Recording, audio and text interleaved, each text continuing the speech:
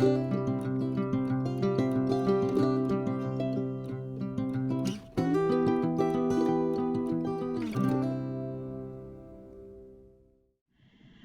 Happy New Year from the Oosterhout Free Library. I'm Melissa from Youth Services, and I want to recommend some of our new picture books. All our books are still available. You can call for no contact pickup, or you could call and make an appointment to come in and browse the library. And so I want to give you a quick look at some of the best that we have in recently. You can call 570-823-0156, and we also have a lot of YouTube content of books read out loud of all kinds. We have Science Saturdays, various books that have been read out loud, so please remember to check that out. I have a very topical first new book to recommend, Heroes Wear Masks, Elmo's Super Adventure, and it is written by Lillian Jane and it's published by Source Books Wonderland. So whenever there's a hard topic, we can count on Sesame Street to do a good job handling it for us. Elmo's going back to school. He's excited. He's a little bit nervous the way things are now.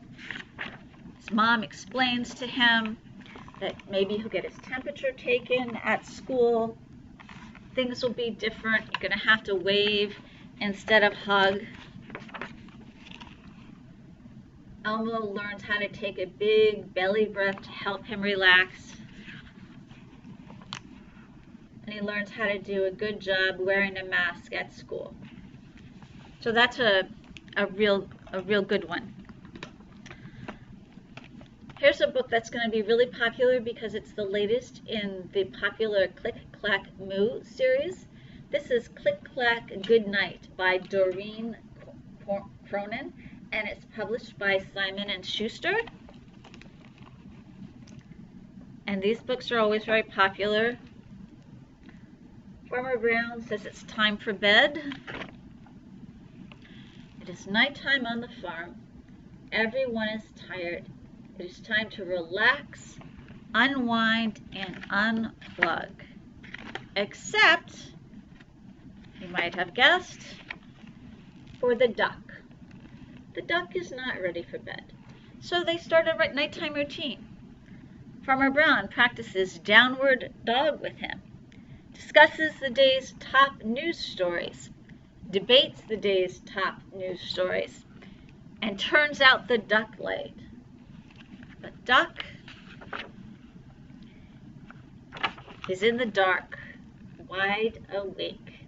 So he goes through quite a routine, and eventually he gets to sleep, and it's pretty funny how he gets there.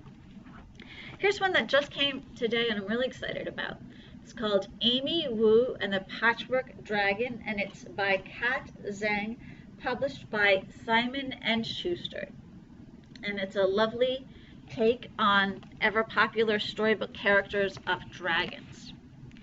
In school, Amy's teacher is reading them exciting stories about dragons. Some of the dragons guard treasure, some fight knights in gleaming armor, and they have a chance to draw their own.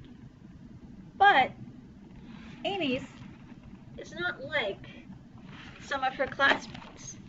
So eventually, with her grandmother's help, she helps show her classmates the kind of dragon that she likes to make in her Chinese tradition. And it's really beautifully done. So that's Amy Wu and the Patchwork Dragon. It's really sweet. We have a new take on the Little Mermaid, and it's by best-selling author Jerry Pinkney. It's published by Little Brown and Company. So very popular fairy tale and beautifully illustrated. It's a fresh take on who the characters are and what they look like. In this case, it's a girl named Melody.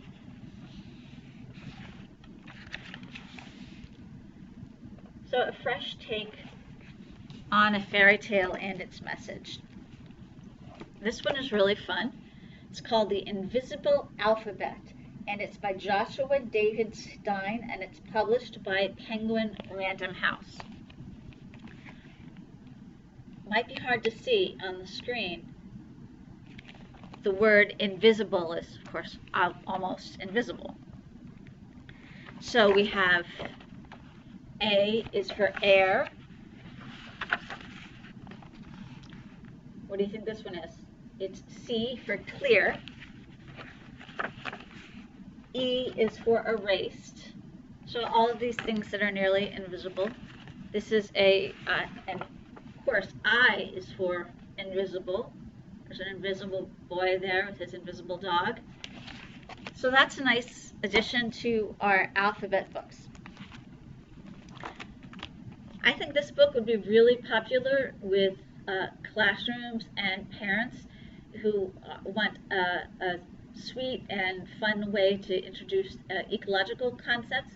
It's called Dear Earth from Your Friends in Room 5, and it is by Aaron Dealey, and it's published by HarperCollins Children's Books. And it starts with New Year at school, and the classroom is writing to the earth. Dear Earth, Happy New Year. We're making resolutions. We hope that this note reaches you. Thank you for all you give our world. We'd like to do our part too. How can we help? And all year long, the earth writes back with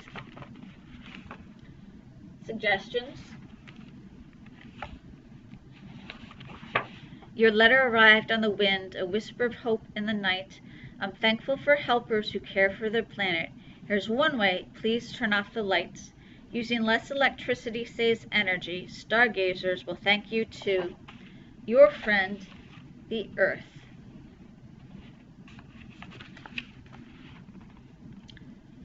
And it goes through things as simple as not littering and as involved as climate change. And is a beautifully done way of addressing some of those concepts. This one is called When We Are Kind, and it's by Monique Gray Smith, and it's published by Orac Book Publishers.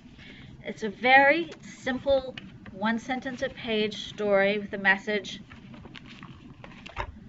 I am kind when I help my family.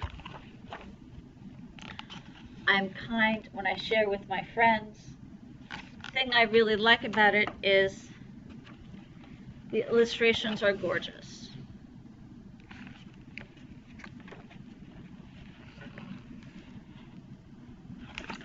So you can check out that. This last one, I Talk Like a River, is by Jordan Scott, and it's published by Neil Porter Books of Holiday House. And I picked this because it deals with the issue of a child who has a stutter. And it's beautifully done. It'd be a fun story for everybody, but it's great to have something that deals with an issue that children might like to see their own experience of on the page. So you have a lot of great books here, and you can still come in and get them and call for them. I hope to see you soon at the Oosterhout Free Library, where we have new books all the time. Thank you.